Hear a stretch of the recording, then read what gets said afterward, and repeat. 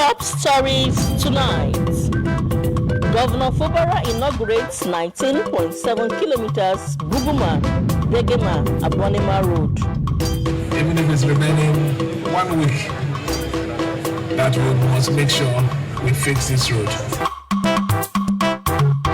Edo State House of Assembly gets new speaker as suspended former speaker is ordered to return government property. Plus, federal government passed solar tricycle dominates Uniport environment, offers commercial services.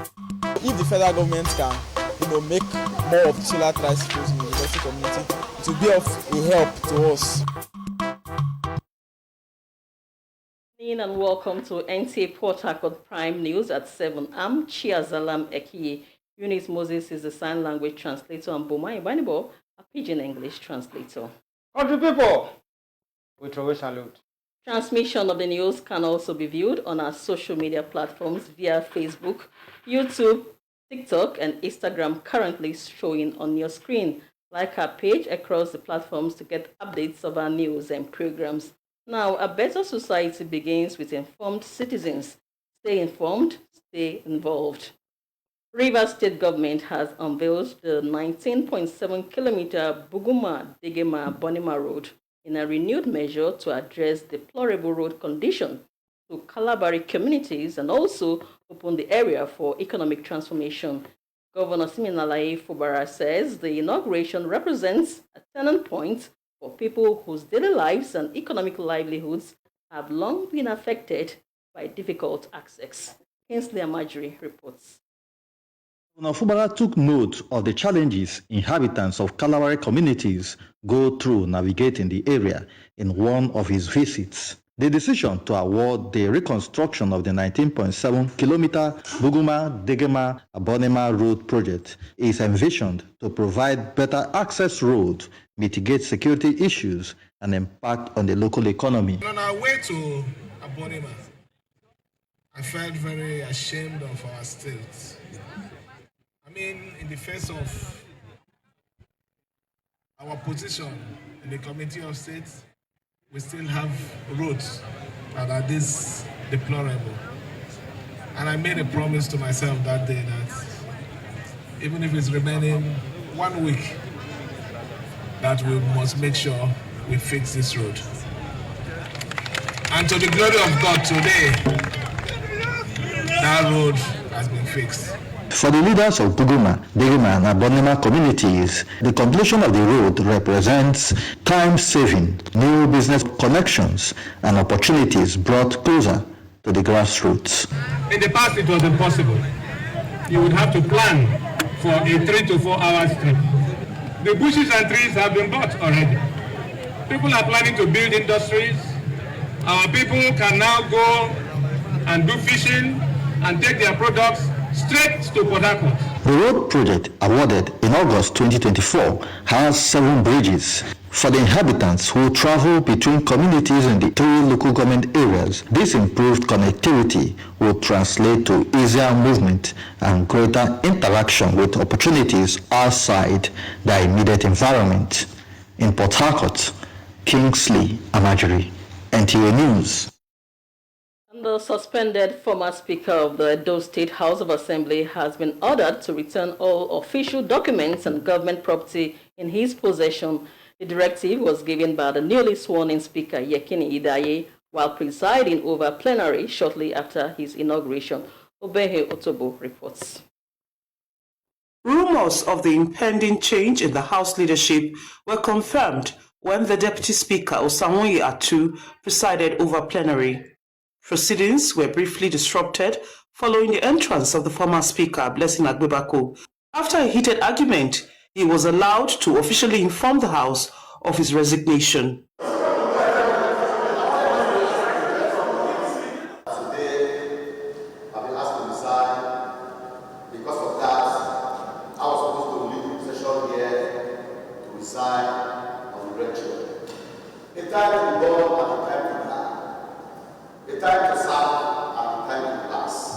Thereafter, the House unanimously approved the nomination of Yekini Idaye member representing Akoko Edo Constituency 1, as the new speaker.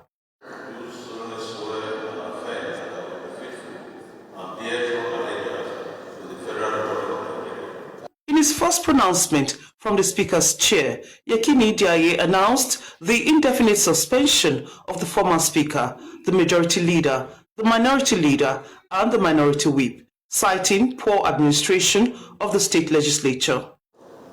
We shall not allow the House to be riddled with misdirections and corruption due to the error and greed of few men. Never again shall the blind and greedy man be allowed to lead this robust agenda. The event of today, change of that, is a change for better legislative work and effective application of parliamentary practice devoid of personal interest, corruption, poor leadership, and failure to uphold the code of office sworn to. Following a relatively peaceful transition of leadership, the House adjourned sitting. In Benin, Obehi Tobo, NTA News. Pension contributions are deducted monthly from earnings of public sector workers, expectedly to provide financial security in retirement. To discuss the future of pension administration and the growing importance of personal pensions planning, Crusaders Sterling Pensions has held its 15th annual stakeholders meeting, bringing together pension contributors, employers, and other stakeholders. Dennis Temple has more. For many years, pension was largely viewed as something workers would worry about after leaving active service.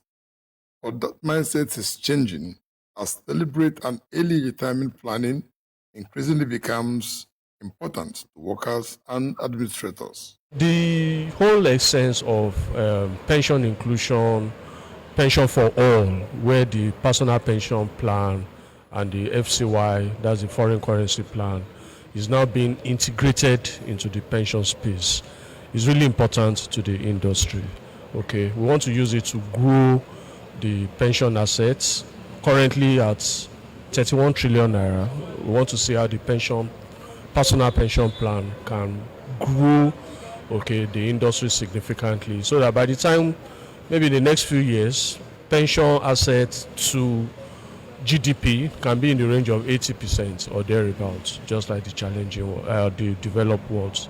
Regardless of the state of the economy, you still pay school fees, you still pay rent, you still pay medical bills, so just the same way, you also need to plan for your retirement, because the future is more delicate than today, because at that time you'll not be able to work as much as you can work now, you'll not be able to exercise yourself. So the best thing you can do is to partner with a PFA to put resources aside, so that at that time where you can no longer walk or run around, there's fund that you can live on.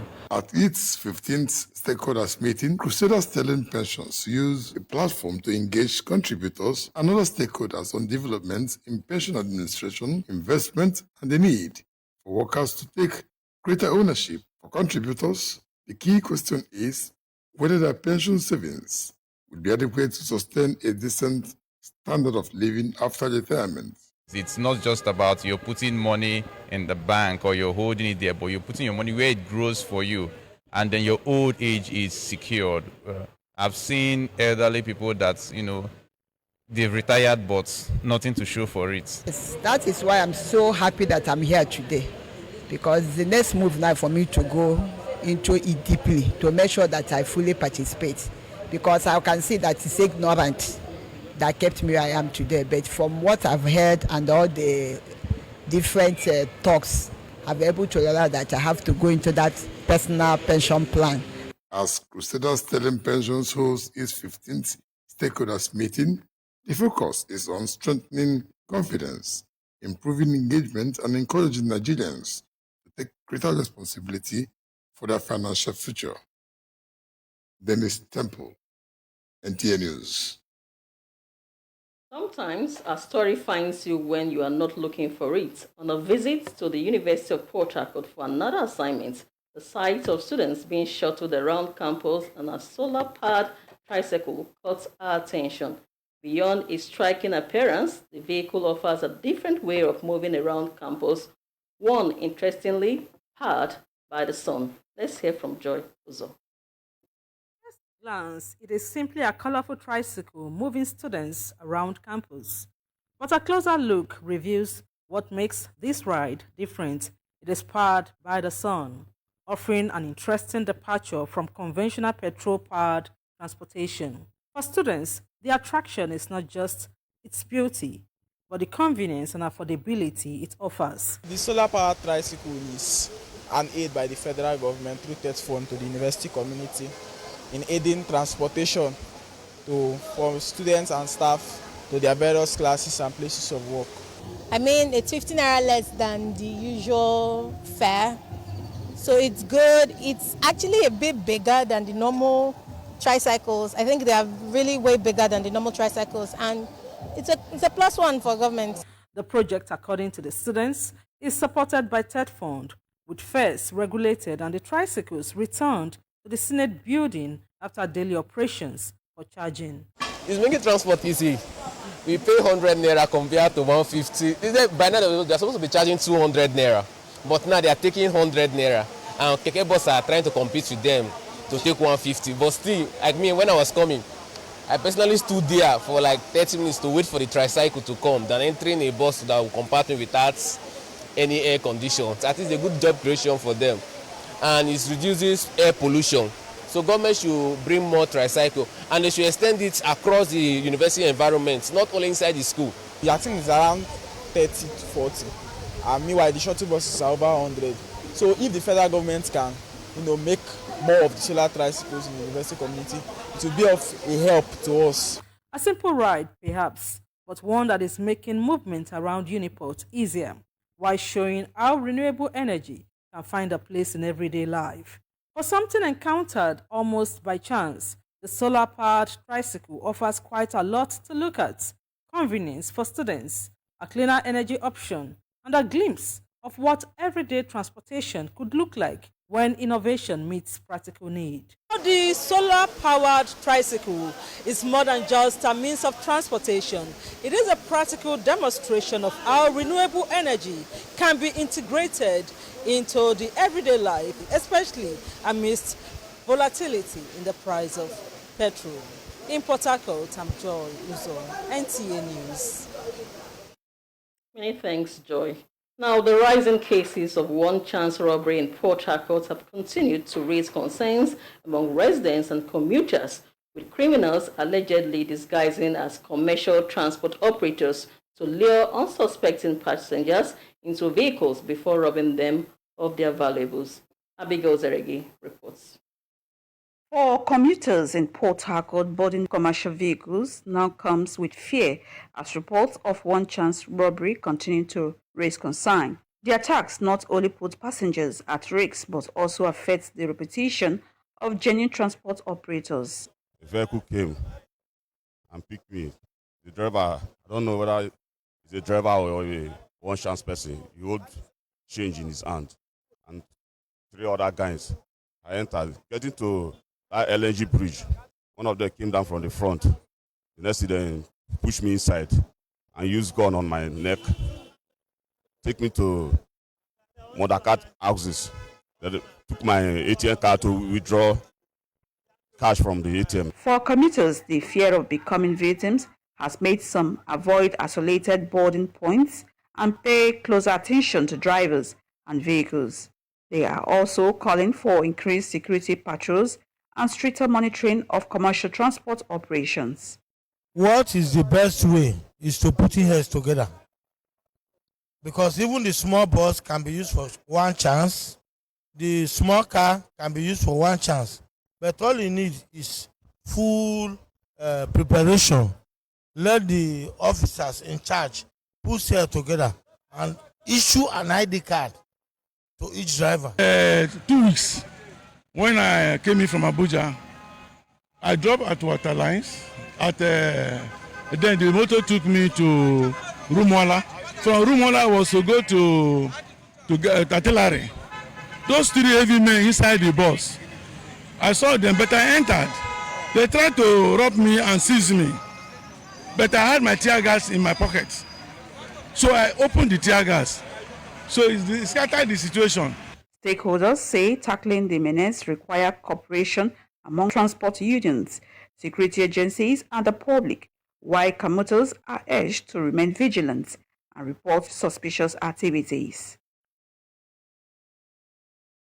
You're watching NTA Port Harcourt Prime News at 7. We have more reports after the break. Please stay with us.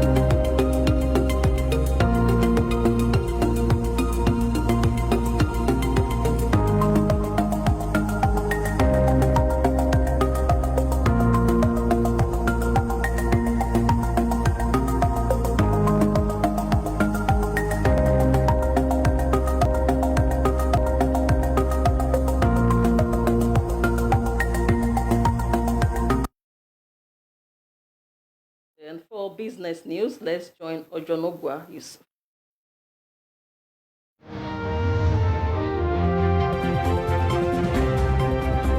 The National Sugar Development Council is seeking to attract $1 billion in investments into Nigeria's sugar industry through an agreement with China's Sinomark, alongside a 10 billion naira sugar project acceleration fund established with the Bank of Industry. The initiative aims to boost local sugar production and reduce Nigeria's reliance on imports. Nigeria consumes about 1.8 million metric tons of sugar annually, spending roughly $1 billion on imports. NSDC CEO Kamar Barkin said the major challenge facing the industry is poor implementation of existing policies rather than a lack of policies or farming capacity. Still on business news, the federal government has introduced a new fiscal incentive for deep offshore oil and gas projects, allowing qualifying new developments to restart the profit oil sharing scale at 70% for contractors and 30% for governments. The policy, contained in the Deep Offshore Oil and Gas Project Incentive Tax Remission Order 2026, aims to make new offshore investments more attractive by separating them from the higher government profit shares attached to older projects. Under the profit oil reset, eligible new projects will begin with the 70-30 sharing agreement, potentially encouraging more investment in Nigeria's deep offshore sector. For business news, Ojonugwa Yusuf. Standing by with the latest in the world of sports. More young talents have emerged at the 7th edition of the Squash in Diaspora tournament in Abuja, featuring under 11, under 13, and under 17 boys and girls categories. Bright Ebochi reports that the tournament is highlighting the efforts of former squash professionals to develop the sport at the grassroots level while complementing government initiatives aimed at taking squash to greater heights in Nigeria. I started playing squash when I was 9 years. I started going to competition when I was 11 years. The first round they removed me, second round they removed me. But one thing I just put in my heart is that one day I'll reach final, and today now I'm standing here to play final. Players with talents we can see right now, well coached and well structured, they'll be good. They can compete against the world. Nigeria's Falconets are set to face Poland and Korea Republic in warm-up matches as they intensify preparations for the 2026 FIFA Under-20 Women's World Cup. The team, led by head coach Moses Aduku, is currently based in Abuja, where they are stepping up their training ahead of the biennial tournament. The Falconets are scheduled to depart for Poland on Monday, August 24, for the final phase of their preparations. The two friendly matches are expected to provide valuable opportunities for the team to fine-tune their tactics and assess their readiness for the World Cup. Nigeria have been drawn in Group F alongside Spain, China, and New Caledonia. Manchester City are reportedly in advanced talks with Lille over the signing of highly rated Morocco midfielder Ayoub Boadi. City are keen to complete the deal this week following an agreement to sell Rodri to Barcelona, with Lille valuing the 18-year-old at around 100 million euros. Boadi started 5 of Morocco's 6 matches at this summer's World Cup, helping the North Africans reach the quarterfinals. He has made 88 appearances for Lille since making his first team debut in October 2023, just days after turning 16. The deep-line midfielder is regarded as one of Europe's brightest young talents and could form a partnership with summer signing Elliot Anderson at Manchester City. For Sports Update, Bright Ebuchu, NTA News. Concludes the news at 7. I'm Chiazalan Ekie. Just before we go, a quick reminder that you can watch our news streaming live on our social media handles currently showing on your screen. Like our page on Facebook to get updates of our news and programs. You can also watch all our news at NTA Port Harcourt on Star Times Channel 103. Let's join Boma Ibanibo for Pidgin translation. Thanks for watching. Good night. Country people, I throw a salute. And I welcome to NTA Port Harcourt. Now here, I won't knock on auditory as it take up. My name is Boma Ibanibo. Rivers State Government, they don't open 19.7 kilometer road. We join Buguma, Degema, and Abonima. The reason we say the road, you don't jaga. But now, government don't make sure say, they make the road, make our people. And the people where they use the road, they enjoy. Because so their business, go full there, and they don't go enter Contriban Eye. Governor Siminala Ifobra, in Toka, say the reason why he do this one. Now because he don't see. Say the thing they worry people where they live there and people where they do business for that side.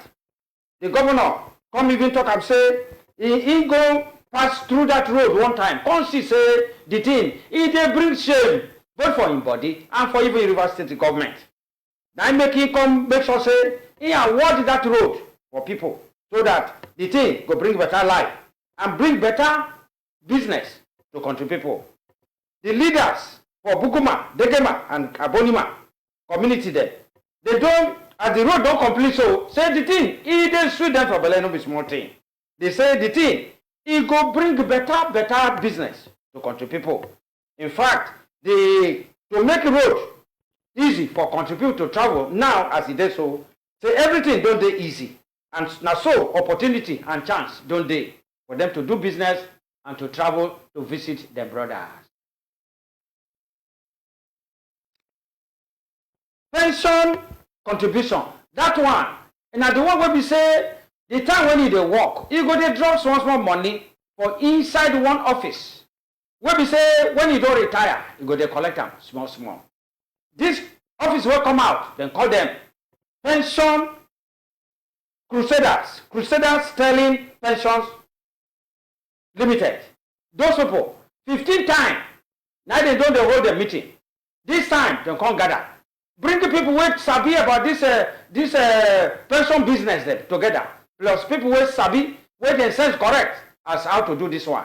They say because this one, the reason why they do it is say the time when they walk, it go make sure say they drop small thing. Because the little drop of water, now it go become big oceans be so. So that when you retire, you don't go to suffer anyhow. In fact, the people where they there, where they gather, some of them they know how to manage money, some know how to manage the country people. And even self, the people where they contribute the money, where never contribute before, they don't say, this one sweet them because say the thing where you don't know with that. Now you make it then talk. The person where they enter village, if you don't ask person, you go to work on top of grave. And now because of that one, now their eye don't open. Since you don't enter their body, now make it they say they too, they will make sure say they begin to put their hand and their small money put inside that pension thing. So that the time when they go retire, they go get something where they go home. This is Crusaders selling pension them. 15 times now be the year where they do this thing. And the main thing is to make sure the country people they no suffer. Make everybody get small thing. Because that time when you don't they old, your body don't they taranga small. The power and the strength where you get. So they run around, they again. That time, now you go to know say the one way you save, go to help you. People. And that's what we take Samuel. Tomorrow we see they here. The hala. On a good evening.